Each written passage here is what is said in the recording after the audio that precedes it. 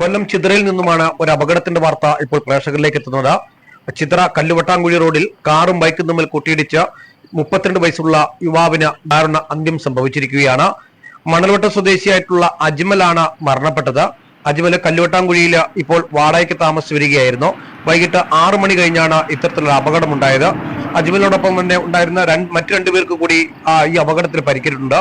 അപകടത്തിൽ പരിക്കേറ്റവരെ നാട്ടുകാർ കടയ്ക്കൽ താലൂക്ക് ആശുപത്രിയിൽ പ്രവേശിപ്പിക്കുകയും തുടർന്ന് ഇവരെ മെഡിക്കൽ കോളേജിലേക്ക് കൊണ്ടുപോകുന്ന വഴിയാണ് അജ്മലിന് മരണം സംഭവിച്ചിരിക്കുന്നത്. മറ്റു രണ്ടുപേരും ചികിത്സയിലാണ്.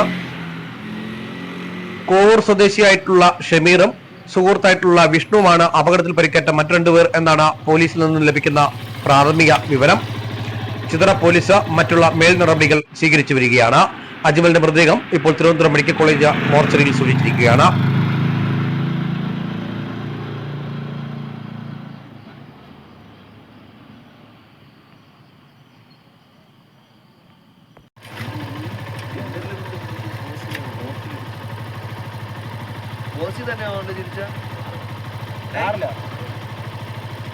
വീടായിരുന്നു ബൈക്ക് കയറി.